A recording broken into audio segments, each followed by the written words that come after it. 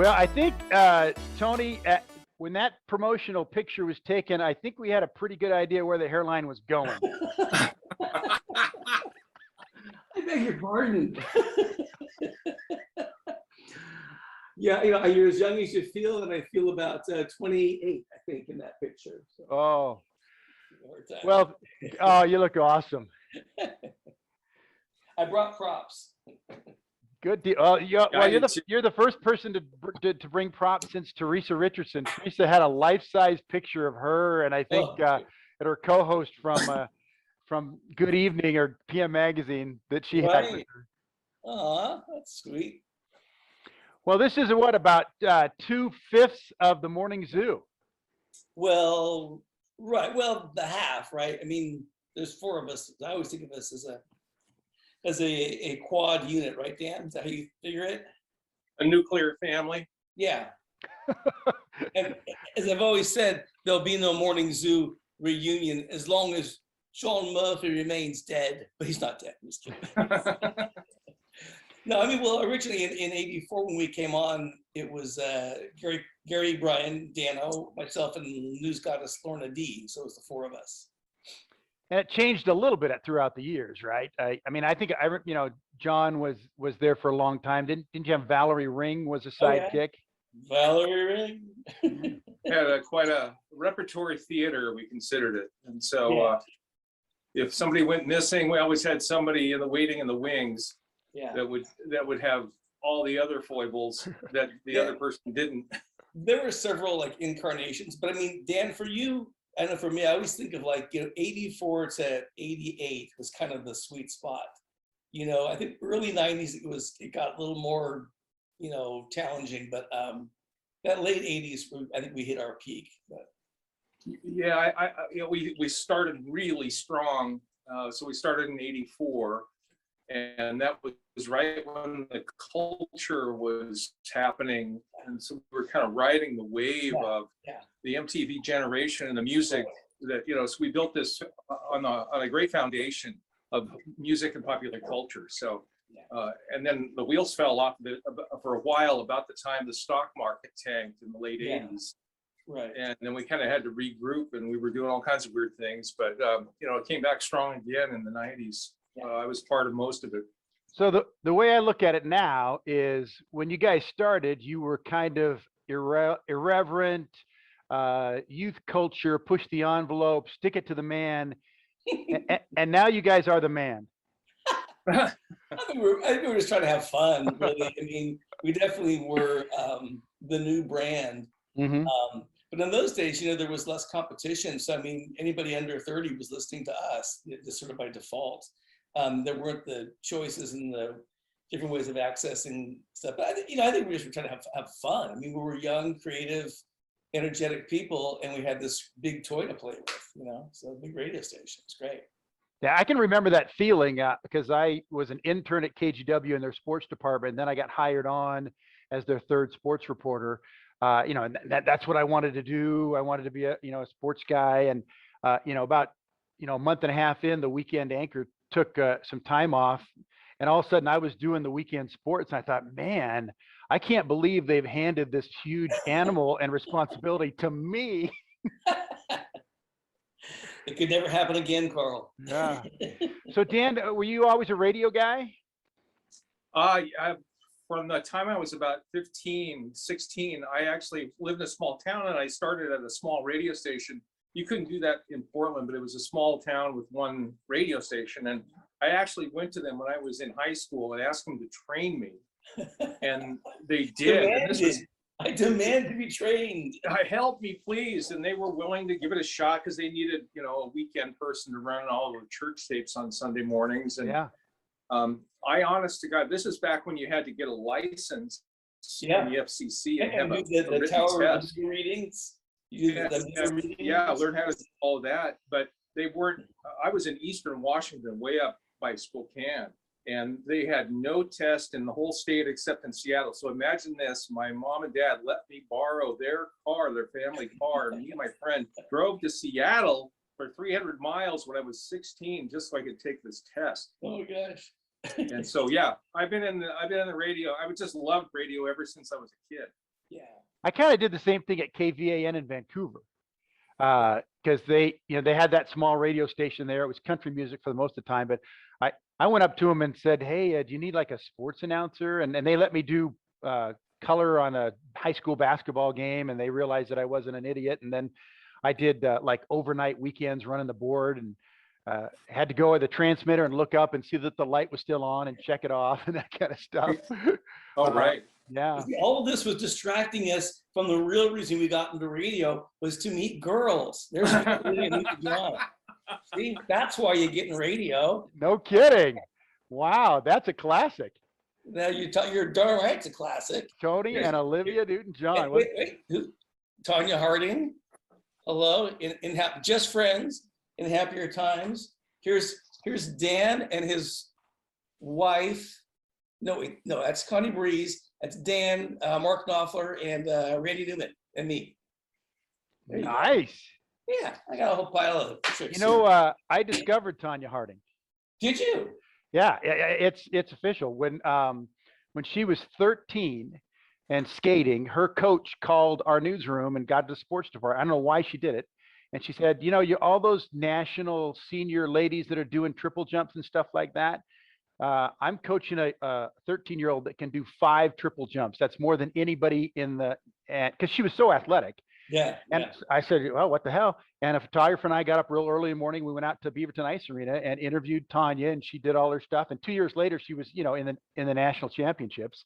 A few years more later, she was in trouble. But yeah, I did the first ever story on Tanya Harding when she was 13 years old. There you go. Wow. Well, congratulations. So you're the reason.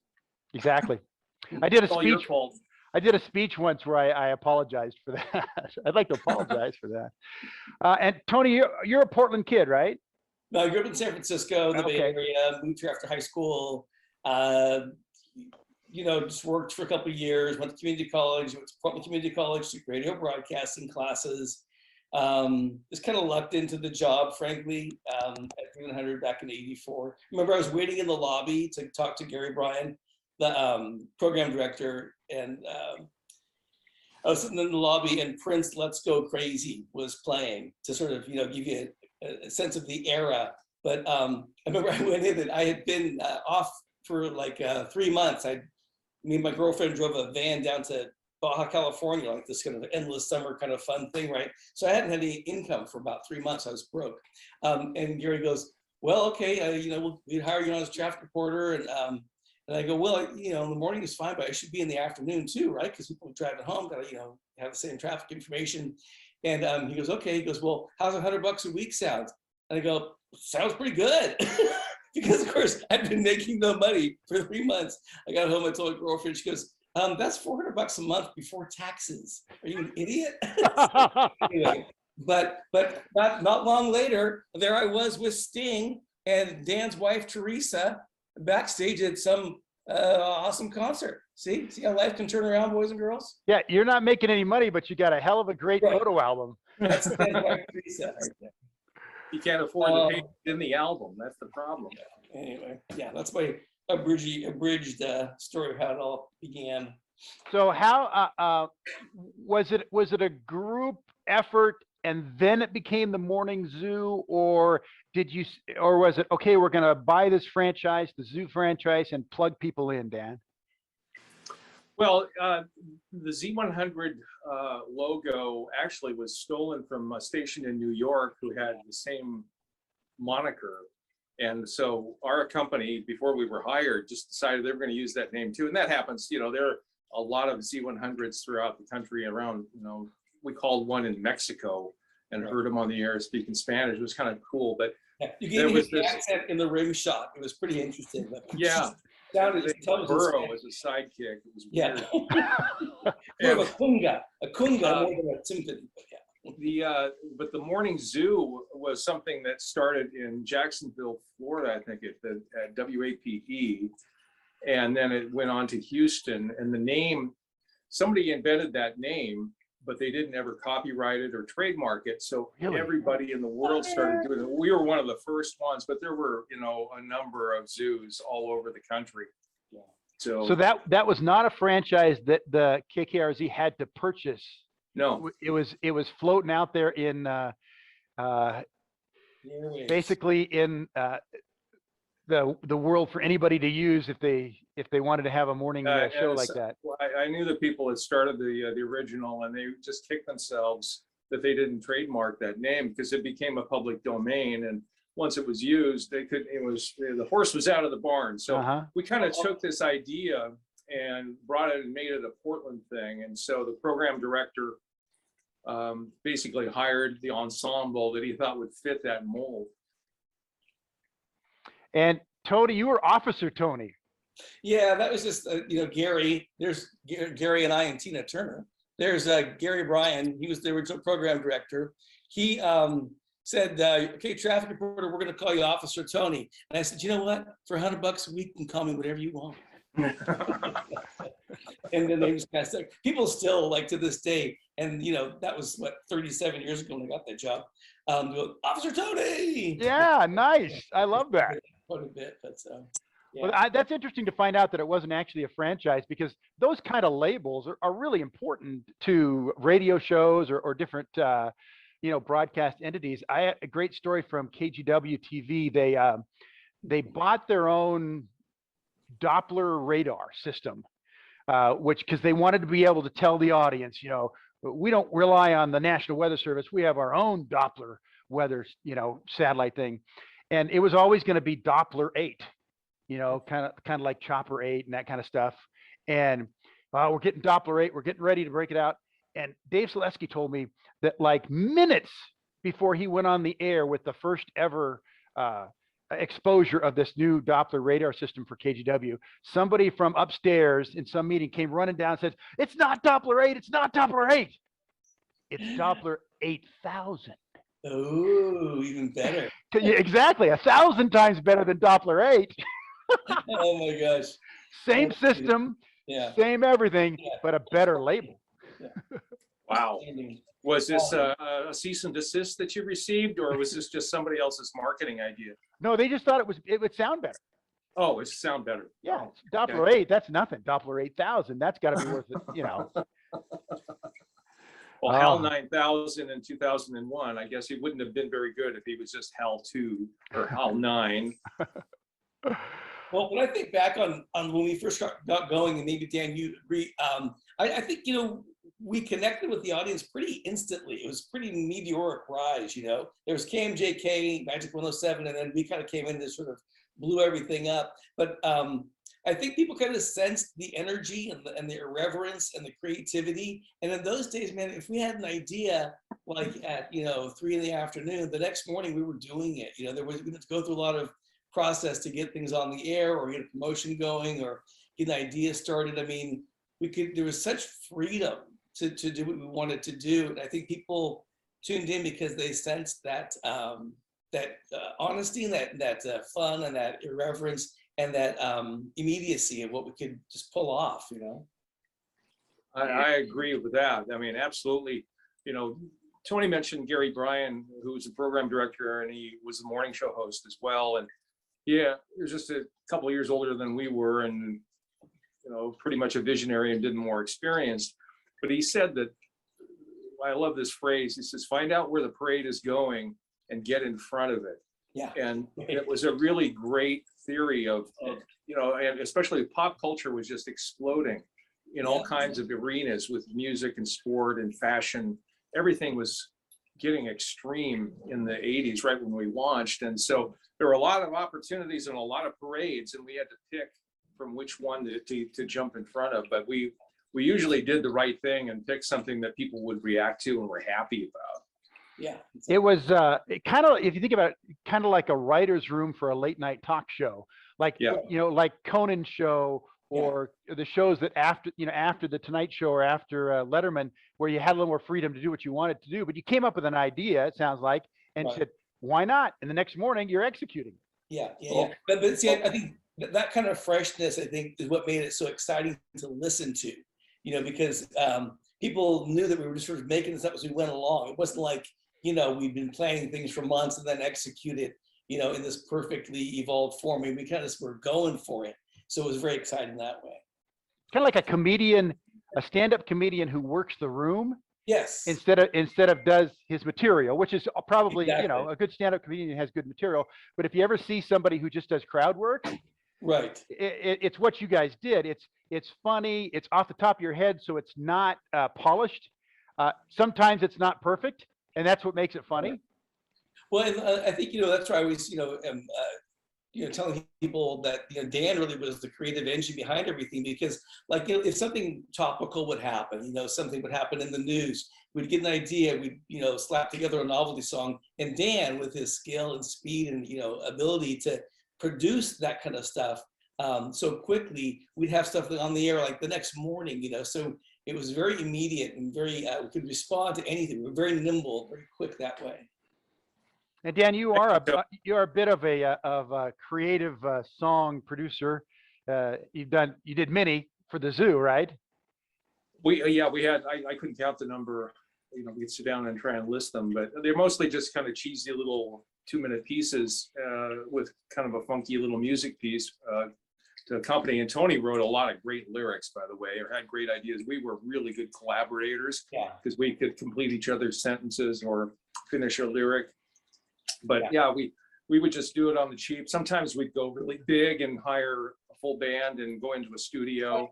But I mean, there are times that we'd pull in like local, performers, and singers, and just bring them into the booth, man. It's like get them to sing something for us. Like, I mean, it was very fresh, very fresh.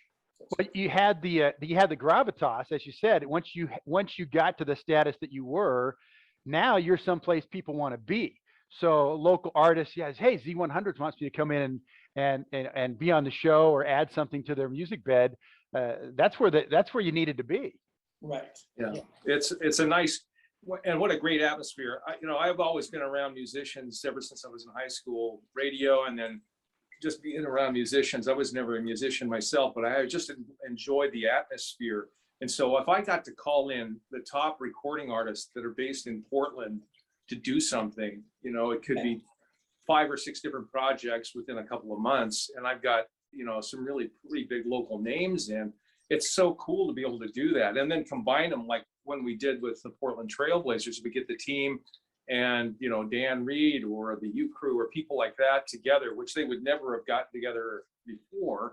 And then, we create a charity song and, raise a bunch of money for the Boys and Girls Clubs. I mean, it's those, Tony said it once, he says, where you take this big steamship, or you turn the transmitter one direction, instead of just having fun all the time, you can actually raise money for charity and do have fun at the same time. And I love that. I love doing that. I love that about the station, because basically we had the audience and they trusted us to be able to come up with something either funny or moving or something that they could participate in. I remember, the AIDS epidemic was a sort of kind of a new thing still at that time. And we did full shows about that, like in the morning drive, we would bring in doctors and talk on the air about, what is this, what's going on with this. That's pretty edgy, relevant stuff in those days for a morning, entertainment radio program. So I was really proud of a lot of things we did. Speaking of famous musicians, Kenny Loggins.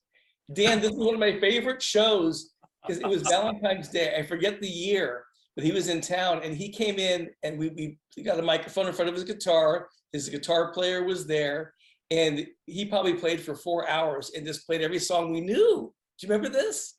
Oh God, yes. I love it. And he was one of those guys that just loved to perform and loved to be around people. Right. And some artists that you would bring in, maybe they're tired, they're easily tired or whatever, but he was one of these guys, and he would do anything that you asked him to do. Tony wrote a custom version of Footloose, and of course, I will send that to you. That way you can put it as part of this video cast. But I love the part where he just decides to start singing, and I don't know, he's an amazing guy. And there was something about people, like I remember when Debbie Gibson came in and she was kind of a pop star, kind of a teen sensation thing, but she came in and Dan, of course, has a keyboard set up, has it all wired into the board. And she sat there and she knocked out this version of Crocodile Rock because she knew Elton John, they were like buds, and she had just seen him or something. So she just played it off the cuff and it jammed. She was so talented. Hearing her without all the production of like a recording studio kind of thing, just playing and singing, it was like I get chills thinking about it. But we had many of those moments with people in the studio. So Tony, that picture of Kenny Loggins, do you think that's 80s or 90s? I think that was 91-ish. Okay, I was with him that day.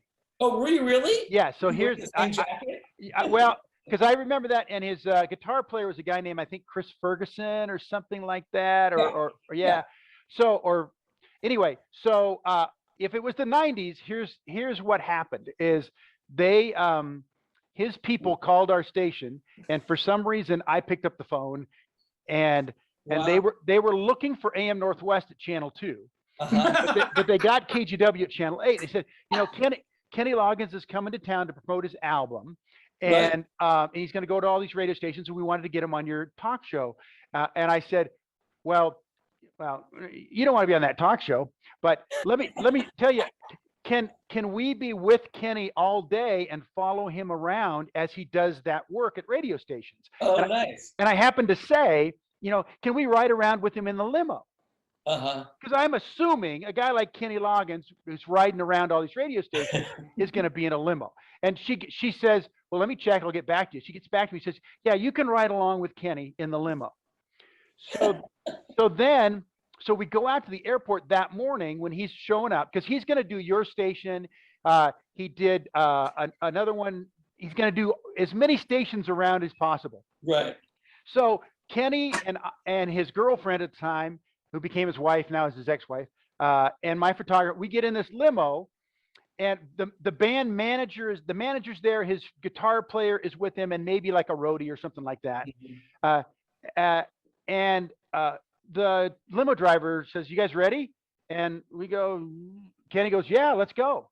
So Kenny Loggins and we're driving to the first radio station someplace. It was back down. It was big Pink down there, something like that. We knew where we were going, and we get there and we just follow him. We got the camera. He walks in, he shakes the hand of the station manager, and and you're right, he'll do anything. Yeah. And he goes on the air and he starts talking to the guy, and we're recording the whole thing. And then when he's done, he goes down in the hall and he does, hi, I'm Kenny Loggins, and you're listening to KHV in Portland and whatever. And all of a sudden, the manager comes barging in the door and goes, where the hell have you been? Because there was no cell phones back then. The limo driver was supposed to wait for him and the entourage in the van. And they basically thought that we had kidnapped Kenny Loggins. Oh, yeah. And so, my photographer, we've got everything we need, and we know he's coming to Kink in the afternoon in our building, and we're going to get more there. We kind of go, we got what we need, we leave. And he fires the limo driver and all that kind of stuff. And then he shows up at Kink in the afternoon, and just like at your place, he did a concert on the air for him. Yeah, exactly. Yeah, and we recorded that, and so we're all done, and he's in our building, and he just says, hey, thanks for letting us do this. And I said, we're working on this story. He goes, how's the story? Kenny Loggins says to me, how's your story? Right. And I said, well, come on down, we'll show it to you. Wow.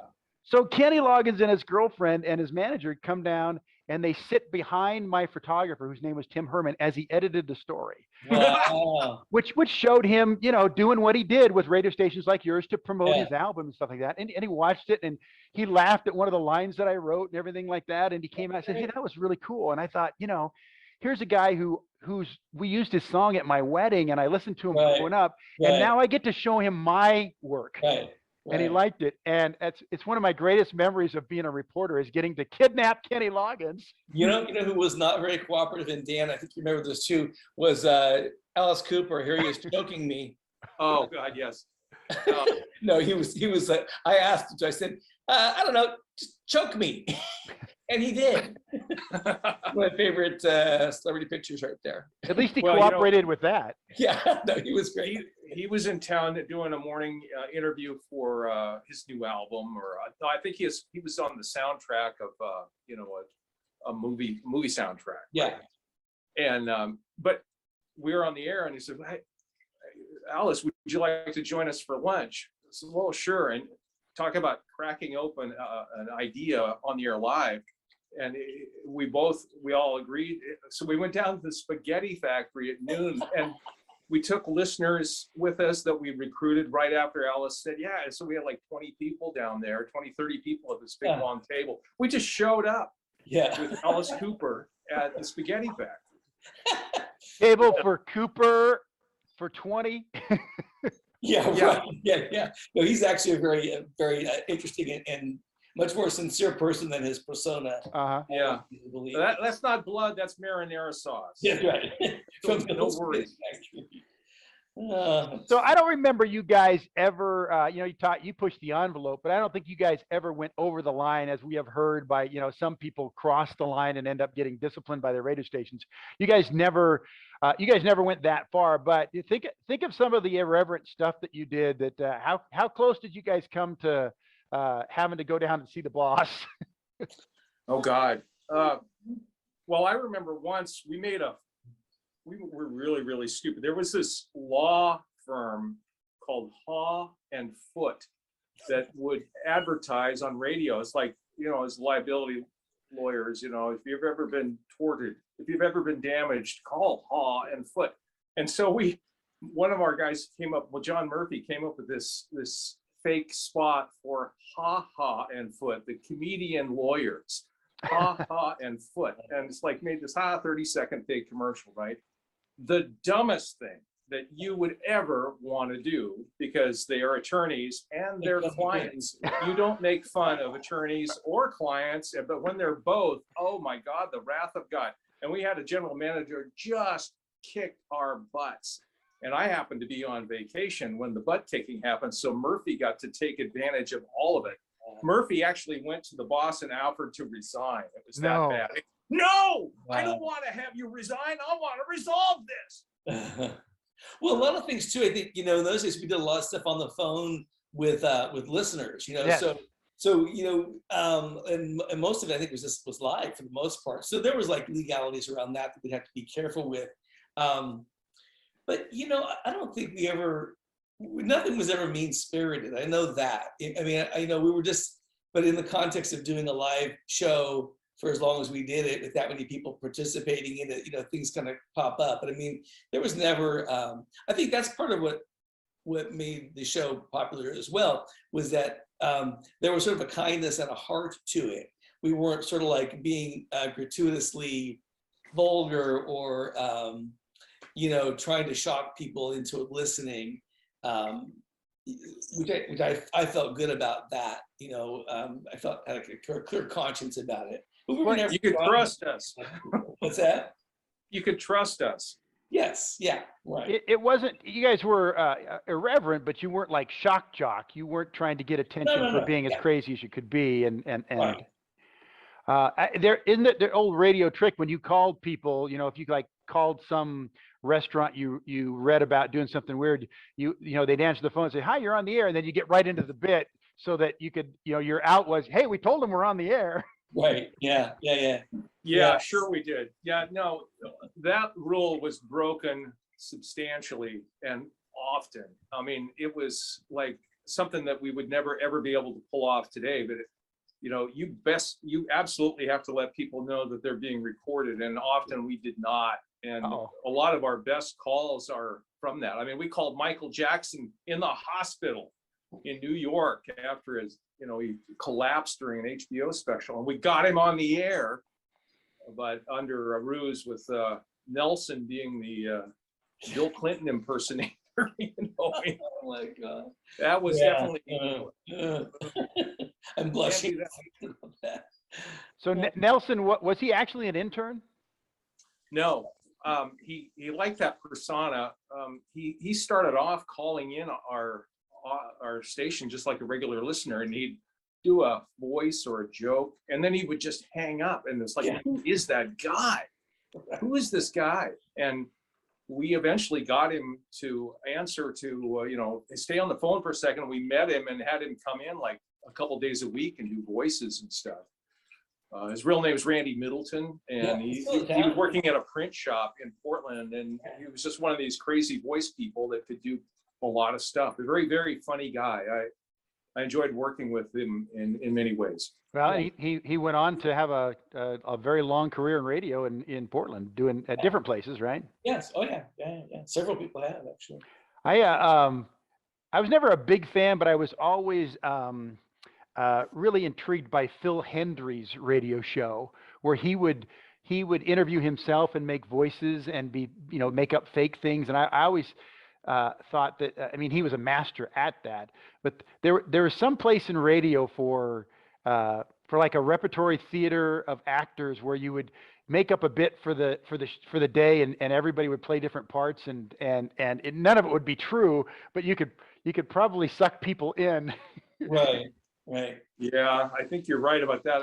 The Phil Hendry thing, I think, he was too hip for the room. People did not know that he was doing both voices. They thought they were really just people either calling in or just another person portraying this character, right? Not only, I mean, I think it was obvious if you ever saw video of Hendry doing his gig, because he would do both voices simultaneously, of course, talking to himself. But he was so good you couldn't tell. I know. He could switch from his announcer asking a question to somebody answering with a different voice, just on and off, interrupt himself and do it. He was really, really good at that. Yeah. So that means you guys are older than me.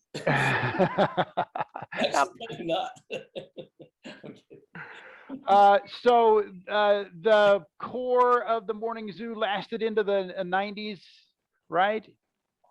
Yeah, and then we kind of fell apart again, and we ended up reconvening with John Murphy as host, but the name didn't stay. It was John Murphy and the morning show, so the name Zoo disappeared, and there was some success after that in the late 90s, but then it just became a morning show, and honest to gosh, I don't know who's on it now, but the station's still there.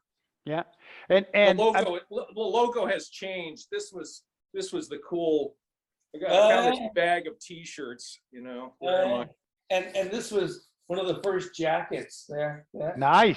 See that? Classy. You have a whole closet full of that stuff at home, Tony? Well, it's more of a box. But, yeah.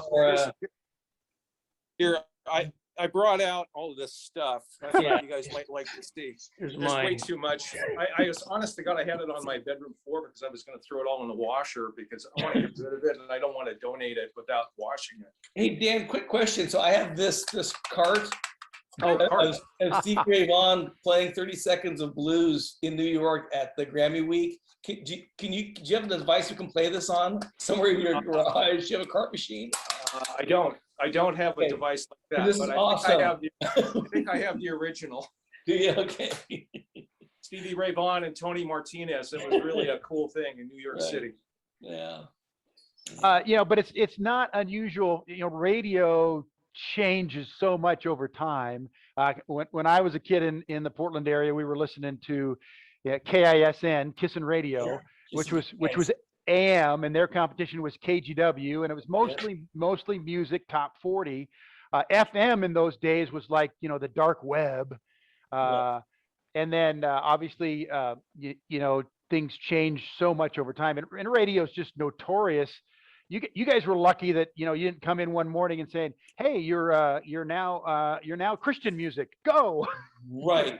The format lasted, but we were successful. I mean, they weren't going to blow it up for no good reason. So, I mean, success has a lot to do with that. Yeah, we did. I thought we did really good work. For those core years, I think we really touched people, and still to this day. In fact, during Christmas. We were doing some kind of a toy drive. I always do it at KPTV, and I got a letter from a woman who said, 30 years ago, when we were on Z100, you guys did the Jam and Salmon and did Salmon Claus, and you gave my kids all gifts for Christmas. And every Christmas, now they're grown and they have kids, they talk about how the Morning Zoo, made their Christmas that year. I mean, that's pretty amazing. It is. I hear those kind of stories a lot from people who who they just have great, positive memories about what we were doing there. And I mean, it's humbling to have been a part of that, but I mean, really the listeners kept us going and kept the whole thing going. And, they're the ones who deserve credit and deserve thanks, really, I think. And Tony, you moved into, with those looks, how could you not get into television? Well, that's the thing, because when you got this going for you, Carl, I mean, look out.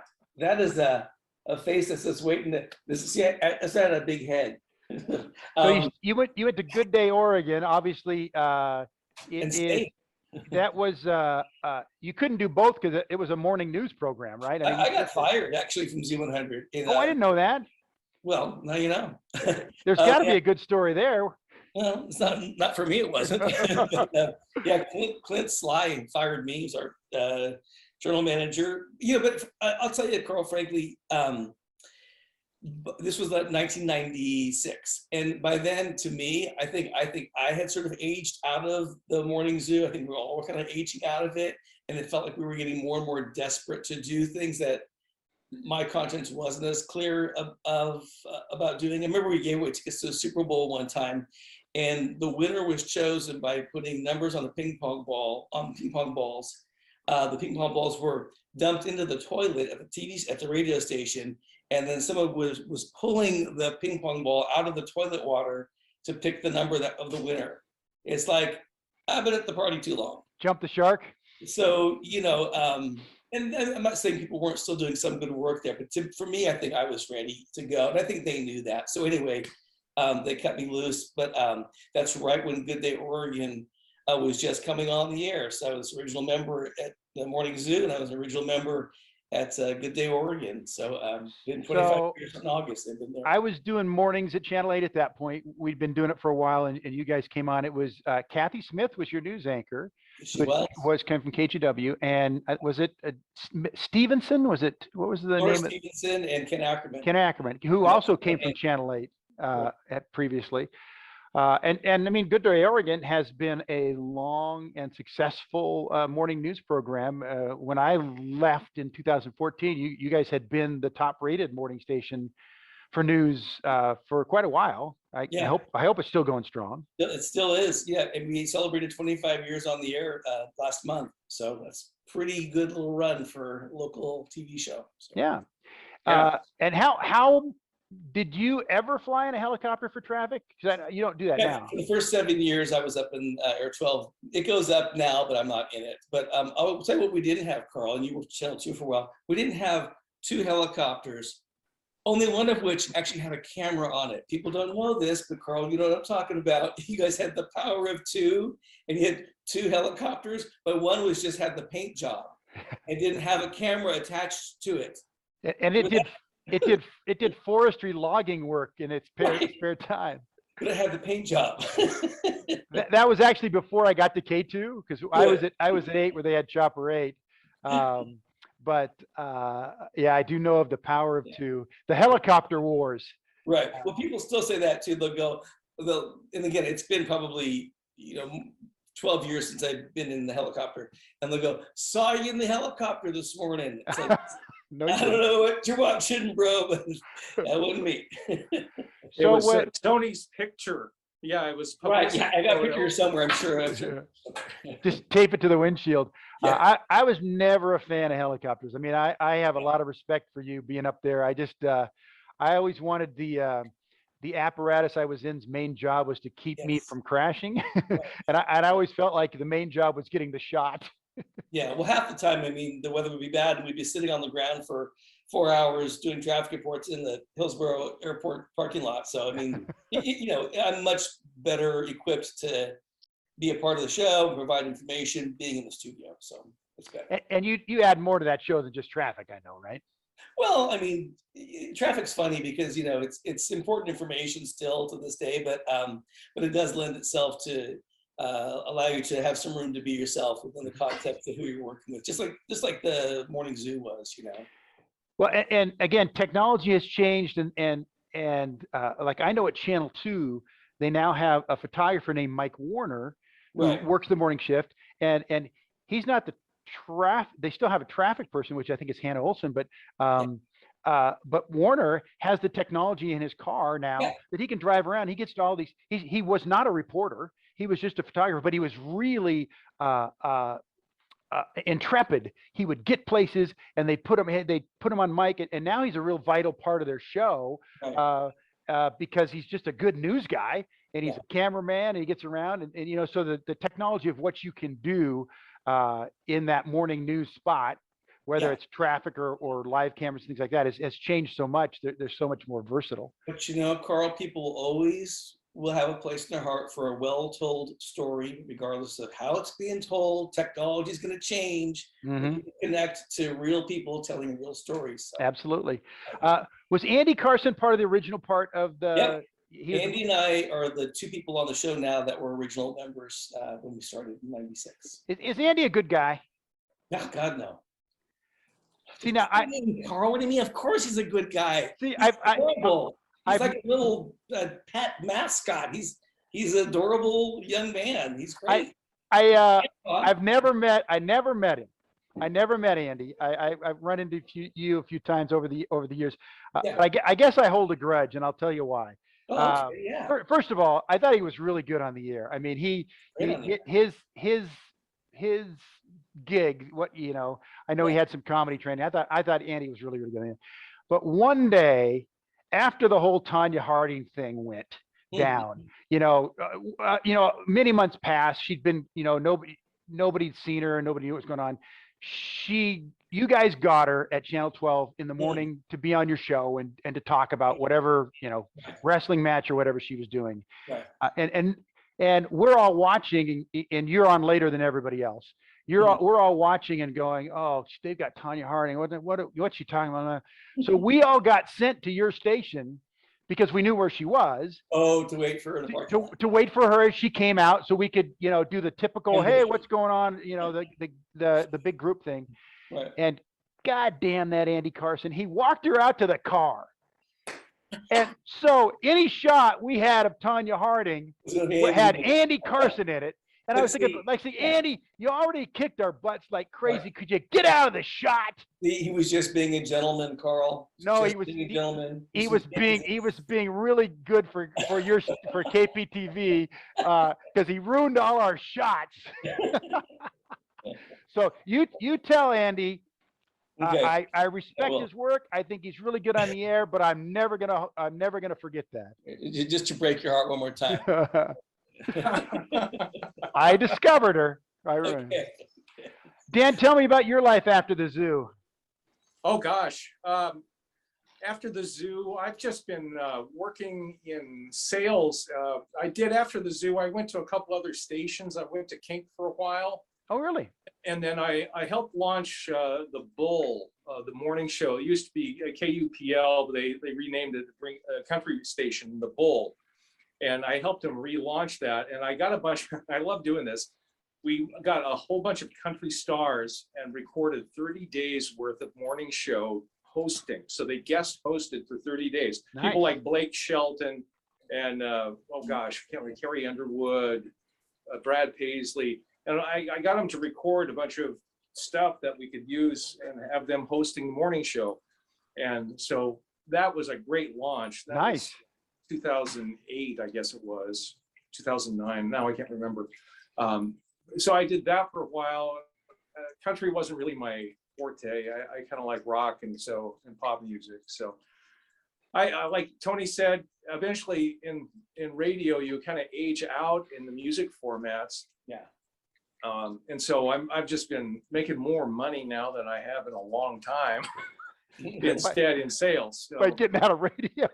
Right, yeah. Well, radio kind of, you know, the competition of Spotify and Pandora, multiple cable channels, so many different, what's frustrating to me is, you know, I got my phone here and I tried to get the National Association of Broadcasters to petition Apple to put an FM and AM tuner in here. So you don't have to use your streaming minutes to be able to hear a radio station. Right. I don't know why they didn't. It's just so frustrating because you could have people listening to AM and FM radio right now, just without having it, just turn the phone on and have it be an antenna like an old transistor radio, but they didn't do that. So unfortunately, radio's kind of dropped a bit on the totem pole of pop culture, although it's still very much well listened to, and there's a big audience there. Yeah, you just don't get your music there anymore. I mean, what you guys did for all those years on Z100 probably never happens again. It was a time in the history of broadcasting, and it happened all over. But that has gone and probably doesn't come back. Now it's podcasts. You can podcast. And there's some amazing podcasts. But I think what we could accomplish then, what made it special, was the spontaneity, and the people talking to you on the radio were right there in the same town you were. We're beamed in from a satellite. Mm-hmm. So we're speaking your language, your cultural language of living in Portland, Oregon today. So we were able to convey that, I think, to people, and that's what they responded to. That's what you can't do. I mean, I listen to cable. I have it set on my tuner. That's a local radio station. It's not a popular, radio station in terms of like a huge listening audience. But I mean, the point is that there are fewer and fewer local radio stations doing local content that's really of high caliber, that's widely listened to. That doesn't happen at all. So, yeah. The good old days, which is the name of this podcast. The media good old days. Tony, did I read that you're teaching? I've been teaching at Portland State for about 15 years. I have a master's in social work, so I can teach as an adjunct at the university level. So I teach a class called Latino Popular Culture. Been doing that for 15 years. So yeah, class actually starts on the 27th of September. If you want to register, Carl, there's probably still room. It's online. Nice. Is the whole thing online? Yeah, I used to teach in the classroom, but of course, we all were online last year, and then this year we had the option, and I've got it pretty dialed in to do it online, so it's still fine doing it that way. I miss being in the classroom with students, but yeah, no, it's a whole other part of my life that I find very satisfying and very gratifying, and lucky to be a part of. Yeah, that's cool. I'm glad you're giving back like that. I kind of fell into teaching when I left for a few years I was teaching video production at a middle school, and that's one of the reasons that I left when I did. It's a long story, but I wanted to leave at a time after 31 years that I was still capable of doing some other things. Right. And Dan, you moved into sales and you're doing good. It's nice to do what we did in our different areas of broadcasting. But it's nice to take that experience outside in the world and see some other things, and that's exactly. That's cool. Totally agree with you. Yeah, TV stations or radio stations, for that matter, can be a very specific little world. But when you have a natural, viable reason to be involved in other parts of the community, like education, for example, I mean, it really enriches your life and opens up a whole new experience. So I really get a lot out of it. I mean, it's not me giving back. It's me greedily taking. Take. It's me. Ever since I've been on this little Slurpee cup, it's just been me a whole time. There's Dan. Who's that? Dan This is my dog. I thought I'd show you Kai, also known as Kai Lua. Oh, you got yourself one too. Oh, Bart. This is whoa! It's a 3-dog night. That's funny. This is this one's 2 years old, and she's just a happy puppy. Oh, 2 years old, gosh. Oh, look at her little cute haircut. This is Sloopy. After the song by the McCoys, we always say, "Hang on, Sloopy." Oh, cute. All right, we've jumped the shark when we've got dogs on the air. So guys, appreciate you joining my podcast and sharing the wonderful stories of the zoo and Good Day Oregon. I'm proud to call you alumni now of the PDX Media good old days. Well, we had to fight our way past Craig Walker and Pearson Richardson to get here, but it was worth the fight. Good.